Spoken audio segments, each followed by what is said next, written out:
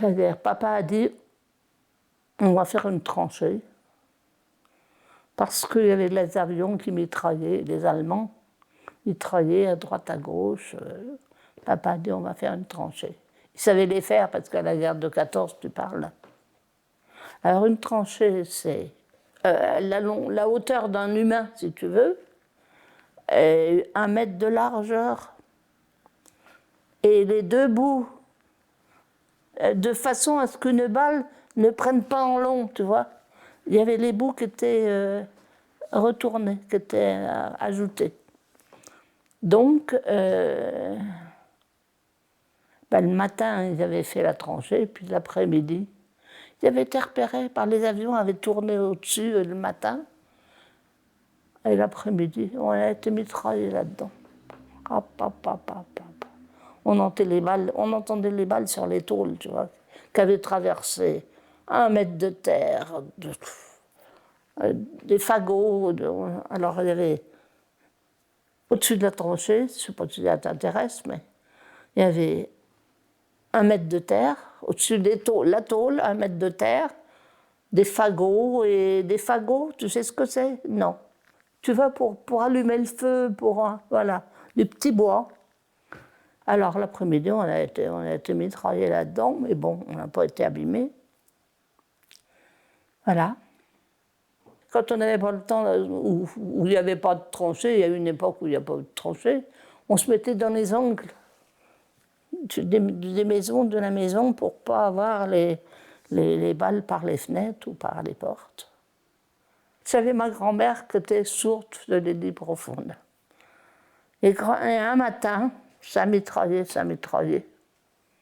Et maman, alors là, la tranchée était faite, c'était dans les dernières années, dans les 42, 3, 4, 3, quoi. Et maman vient chercher grand-mère, qui était sourde. Viens vite, parce qu'elle lui faisait bien comprendre, parce qu'elle avait tellement l'habitude de maman qu'elle comprenait au mouvement des lèvres. Hein. Viens vite, ça mitraille. Mais non, grand-mère, mais non, ça ne mitraille pas. Alors elle se présente à la fenêtre et il y avait des Allemands, il y avait des avions qui se battaient au-dessus. Et puis alors, elle sentait les vibrations, parce que ce matin-là, il y avait eu un mitraillage d'un train en gare de Aube, à 6 km à peu près. Et ils avaient fait éclater le train de munitions. Donc toute la matinée, on a entendu les munitions s'éclater dans tous les sens. Ça s'est tombé dans tous les sens jusqu'à 6-8 km. Alors ça nous tombait, on ne savait pas pourquoi, ce que c'était. Et c'est là qu'on était donc dans la tranchée. Et c'est là que j'ai un oncle, mon oncle qui vivait chez nous, je te l'ai dit. Il vivait chez nous parce qu'il avait eu la jambe abîmée. Bon. Et alors, lui, quand il a entendu tout ça toute la matinée, il dit ça, c'est un tir d'artillerie, hein. Parce que lui, il avait été dans l'artillerie, il savait bien. Et alors, ma grand-mère, donc, qui ne voulait pas aller à la tranchée, maman lui dit, écoute, elle l'embrasse, puis elle lui dit, je te dis au revoir, parce que je vais sûrement pas te revoir. Ah, ça l'a fait réfléchir, elle a regardé à la fenêtre, puis là, il y avait des avions qui se battaient au-dessus. Ah bon, elle a attrapé sa canne et puis elle a été à la tranchée. Jamais je n'ai vu ma grand-mère marcher si vite. Voilà, les petites anecdotes de rien, tu vois. Bon. Alors donc, en 40, papa avait dit on partira pas, parce qu'il avait fait la guerre de 14. Ça ne sert à rien de se mettre sur les routes. Et finalement, étant donné qu'on était tellement mitraillés à la maison, il a décidé de partir. Alors, il y avait le porcher, lui, qui n'avait pas voulu partir, il était vieux, il n'avait pas voulu partir. Et puis, il y avait Édouard, mon oncle, qui n'a pas parti. Et puis, un autre, ils étaient restés à 3. Alors, donc, ils ont fait fonctionner.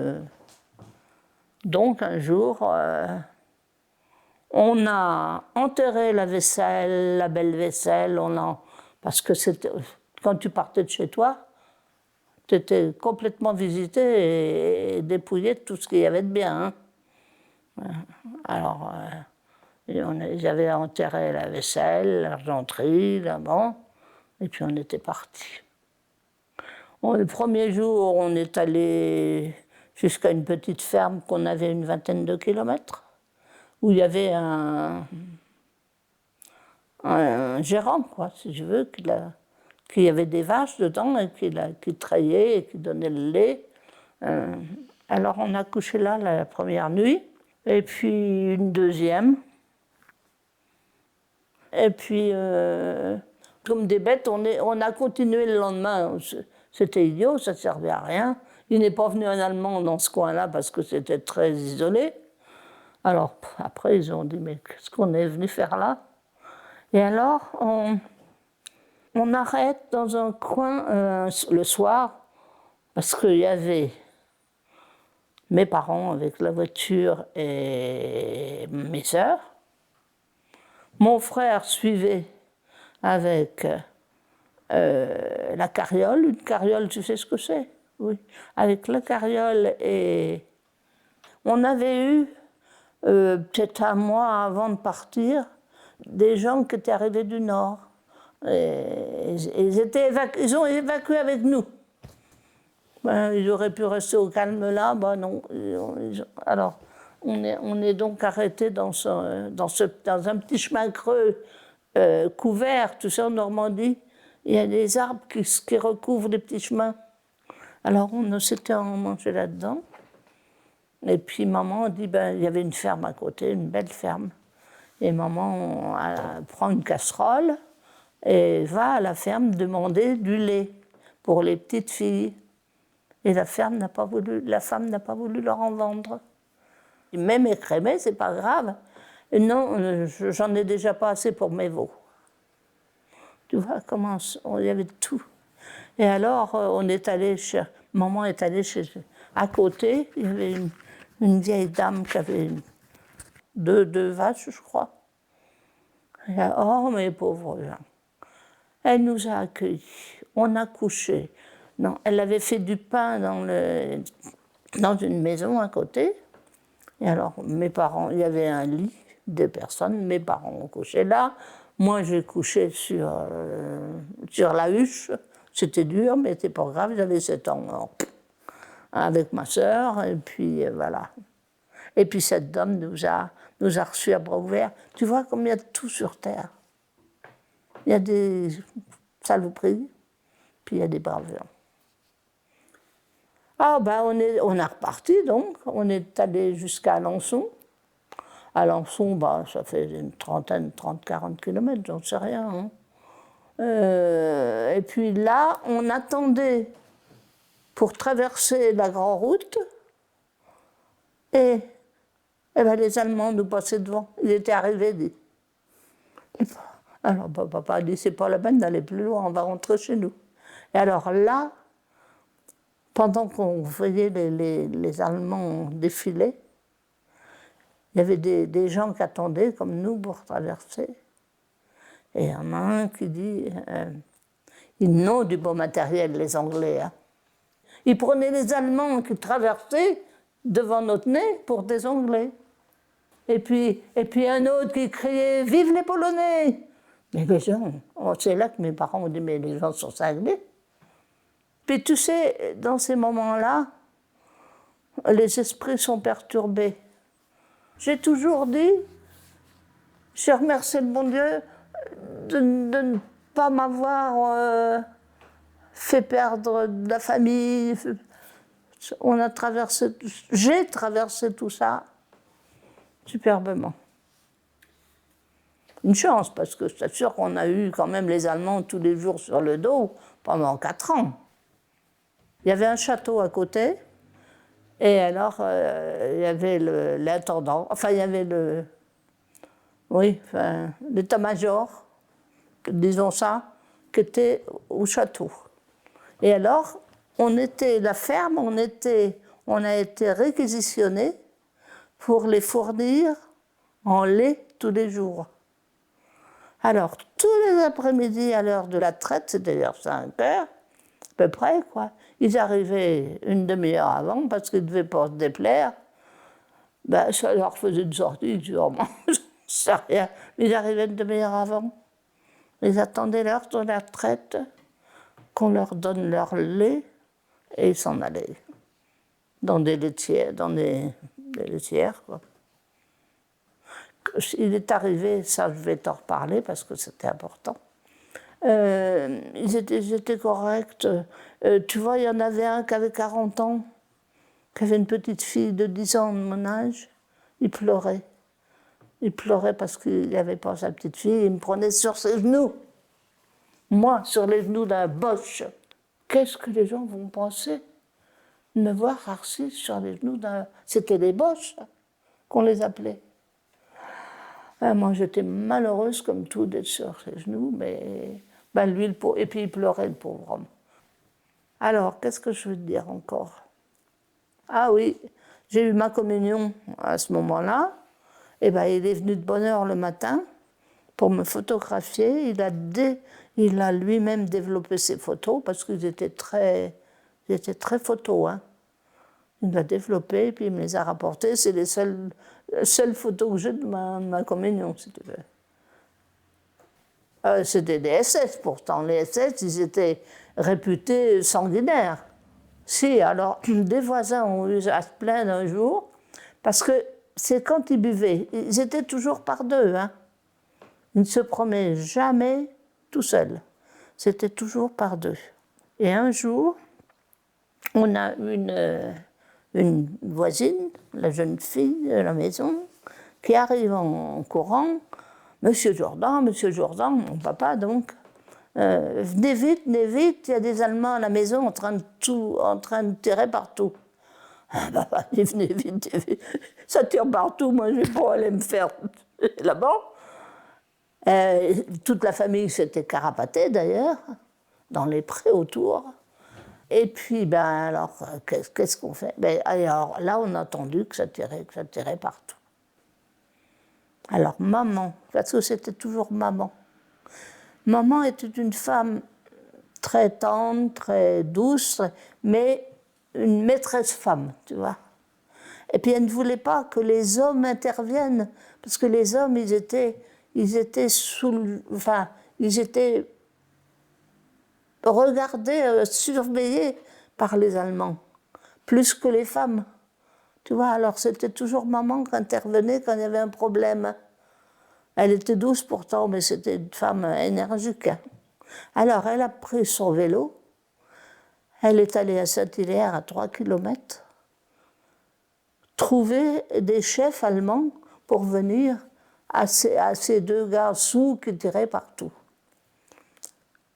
Et alors, mais elle n'arrivait pas à les décider. Alors, elle les a trouvés dans leur quartier général, là. Elle leur disait comme, soldat allemand, beaucoup carrousel. Carrousel, c'était ivre. Soldat allemand, beaucoup carrousel. Comme, pan, comme. Enfin, comme elle pouvait.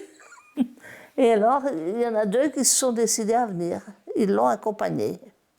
Alors, maman, elle avait été par la route, vraiment en vélo, mais comme ils étaient à pied, elle est venue ce qu'on appelle à la traverse, dans les prés, en se faisant suivre son vélo par-dessus la haie, tu vois, parce qu'un vélo, c'était précieux pendant la guerre. On n'avait plus de voiture, un vélo, c'était... Et alors, à un moment, ils ont arrêté parce qu'ils ont entendu que ça tirait. Puis ils ont dit à maman, allez chez vous. Alors, maman, elle est rentrée en vitesse. Et puis, ils sont arrivés là-bas et ils ont trouvé les deux Allemands sous qui tiraient partout.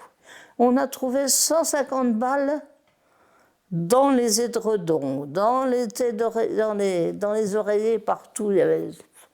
Parce qu'ils s'étaient amusés à tirer partout. Ils avaient tué personne, il fallait pas se plaindre. Alors là, les deux chefs les ont claqués, il paraît, devant papa. Enfin, papa les regardait de loin. Mais ils les ont claqués. Puis le lendemain, ils sont venus à la maison dire merci à mes parents les avoir prévenus. et leur dire que les 2 gars, ils étaient partis au front. Ah oui, sous des bêtises comme ça, ils allaient au front. Mais maman ne voulait pas que les hommes interviennent jamais, parce que les hommes, ils étaient sujets à caution, puis les Allemands ne leur faisaient pas de cadeaux. Hein. Alors maman intervenait quand il y avait besoin. Oh, c'est une maîtresse femme. Hein. Un jour, il y en a un qui dit vous nous servez à boire. Alors, du cidre, parce qu'ils étaient très fanats de cidre. Mais le cidre, ça saoule.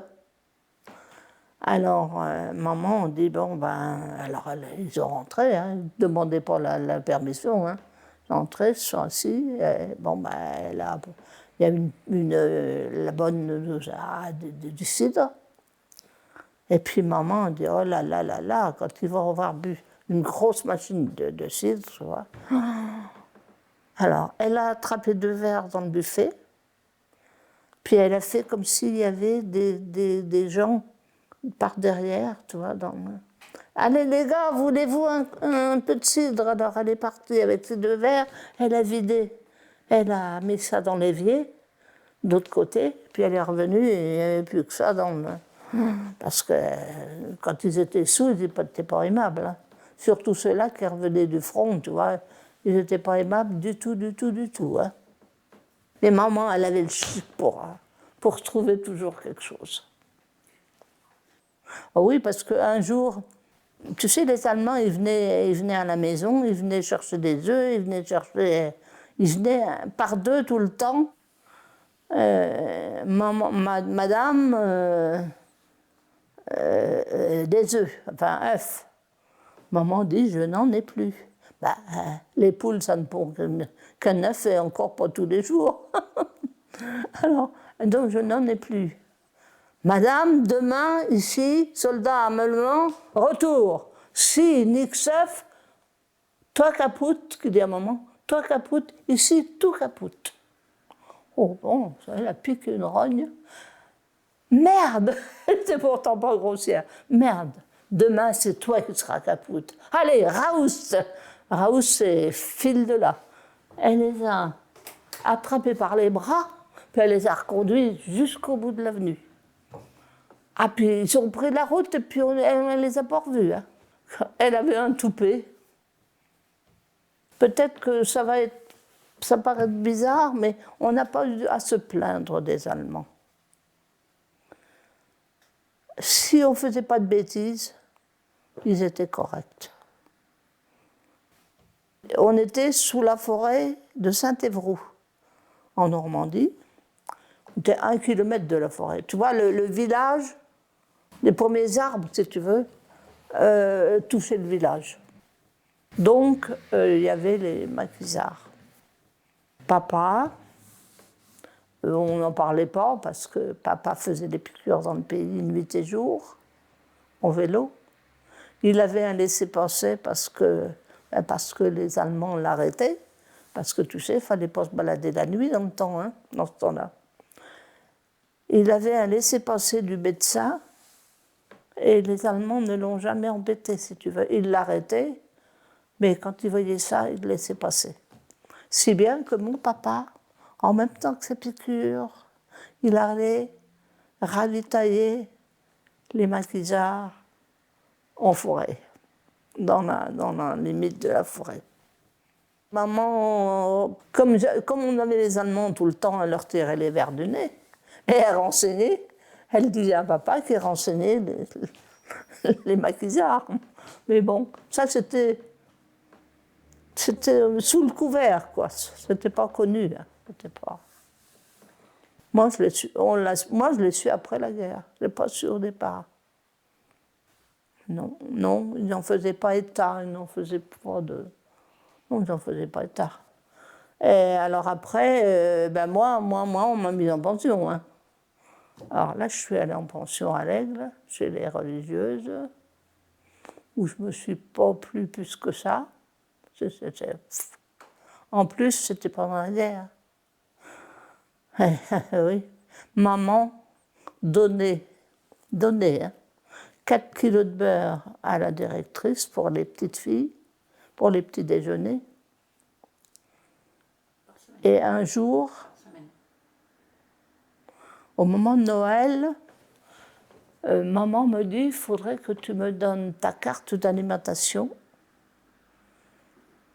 parce que la mairie nous les demande pour toucher les bons de textile. Tu vois ça c'était la guerre, hein, pour toucher des bons de textile. Alors je donne main, et puis à la rentrée le 3 janvier, eh ben, la mairie avait égaré ma carte d'alimentation. Si bien que je suis rentrée à l'école sans ma carte. Eh bien, écoute, pendant 8 jours, j'ai mangé le matin de la soupe de la veille au soir, et pendant que les autres avaient du café au lait. Et les 4 kilos de beurre de maman, tu vois.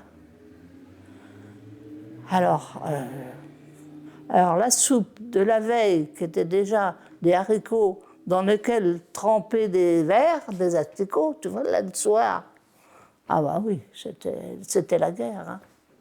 Ben, je t'assure que le lendemain matin, quand les copines mangent du café au lait à ton nez, elle ne paraît pas bonne, la soupe. Hein. Alors, quand maman a su ça, elle s'est fâchée. Elle a d'abord supprimé les 4 kilos de beurre, et puis elle a dit à la directrice que ce n'était pas des choses à faire. Oh, madame, on ne meurt pas d'être à la soupe pendant 8 jours. Maman dit non, mais on peut la trouver mauvaise. Parce que maman, elle était quand même... elle avait du répondant. Hein. Elle était très bonne. Elle était d'une bonté rare. Mais elle était carrée. Non, en pension, je me collais la tête sous mon lit, sous mon édredon, et je pleurais. Je n'ai pas supporté la pension. Je n'ai payé pas ma maison, la pension, ça a été affreux pour moi. Hein. Et personne n'a jamais su que je pleurais en pension. Hein. J'étais obligée parce que dans le temps, il n'y avait pas de ramassage de cars, comme maintenant. Alors, c'était ou la pension ou rien. Donc, j'étais en pension. Mais la pension, je l'ai mal supportée. Un jour, j'y vais, maman vient, j'avais fait une crise de foie, elle était couchée 2 jours, parce qu'on mangeait de la saloperie, tu sais. J'avais été couchée 2 jours, et puis j'avais loupé ma géographie. Et alors, le samedi, on me dit que je ne sortais pas, parce que j'avais loupé ma géo. C'était la fête des mères. Mes parents sont venus me chercher, puis je dis, ben non, je suis consignée, je ne pars pas. Alors, maman, qui savait que j'avais préparé quelque chose pour la fête des mères, ça l'avait contrariée, si bien que maman, elle est revenue, et puis elle a dit, va demander ta grâce à la directrice. Je dis, c'est pas la peine, elle va pas me la donner. Bref, j'ai été obligée d'y aller quand même, et puis elle me l'a refusé, bien sûr. Et j'avais dit, maman, tu vois, tu m'as obligée, mais elle n'a pas voulu. Bon, eh bien, va chercher tes affaires, je t'emmène. Ah ben, va chercher tes affaires, je t'emmène. Et alors, elle a été à la cuisine, dire à la sœur cuisinière, je ne vais pas déranger madame la directrice encore une fois, vous allez lui dire, s'il vous plaît, que Geneviève Jourdan est partie avec ses parents et que la maman viendra chercher ses affaires mardi. C'était le jour du marché de l'Aigle, le mardi. Et alors, moi, je reviens, elle me dit ça, maman, va chercher tes affaires. Donc, je suis redescendue avec mes affaires. Et alors, la sœur, il y avait une des sœurs qui avait fait l'école à ma sœur aînée à Alençon 20 ans avant. Vous n'allez pas lui faire ça. Vous lui fichez ses études en l'air. Maman dit non, j'ai décidé, c'est terminé. Et puis j'ai sorti comme ça de là. Voilà. Ah non, je ne suis pas retournée. Alors, j'ai travaillé chez mes parents jusqu'à mon mariage. C'était le bonheur. Le bonheur, tu sais, il faut le chercher dans des petites choses. Hein. Ce n'est pas forcément des grandes choses, le bonheur. C'est des fois des toutes petites choses mis bout à bout.